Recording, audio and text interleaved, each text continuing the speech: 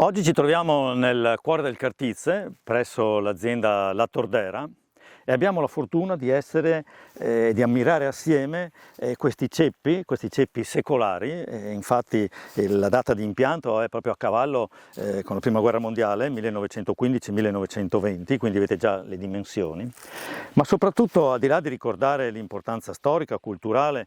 di questi ceppi, cercare anche di addentrarci su un nuovo argomento. La vite, come tutte le piante verdi, è una pianta sessile, cioè vuol dire che non si può muovere, e quindi ha sviluppato tutta una serie di strategie per poter sopravvivere all'ambiente, soprattutto ai nuovi ambienti o alle perturbazioni dell'ambiente. Una prima strategia che abbiamo già ricordato è quella di aver sviluppato un organo estremamente intelligente, che è l'apparato radicale, un apparato radicale che sa convivere con miliardi di batteri e funghi, che sa cercare l'acqua, che sa cercare gli elementi nutritivi,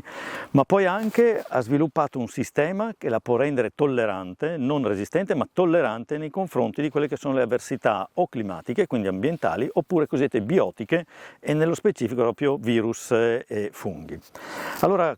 l'epigenetica, questa scienza della genetica che studia ciò che sta al di sopra del DNA, perché epi vuol dire in greco proprio sopra, permette di capire, o ci ha permesso di comprendere, che nel corso della sua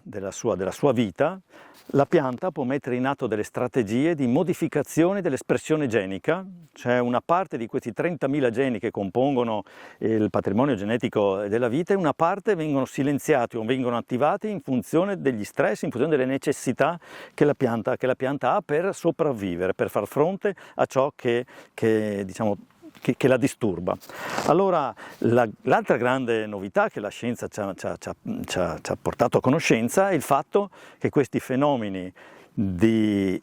espressione genica sono trasmissibili, sono ereditabili, quindi vuol dire che se noi prendiamo una gemma di questa vite e facciamo una nuova pianta sarà in tutto precisa alla madre, e allora se questa pianta dopo 100 anni ancora non presenta sintomi di flavescenza dorata o di mal dell'esca, vuol dire che è una pianta che sa convivere, come minimo ha sviluppato quei sistemi di adattamento. E allora da qui parte l'interesse della nostra denominazione per questi ceppi che vediamo oggi, ma quanti tanti altri che sono presenti nel territorio, per selezionare delle linee, dei cloni nuovi che in modo assolutamente sostenibile ci porta ad avere una nuova viticoltura meno bisognosa di interventi con agrofarmaci e più, come dicevamo, adatta a questo nuovo ambiente dove le malattie ogni tanto si fanno aggressive.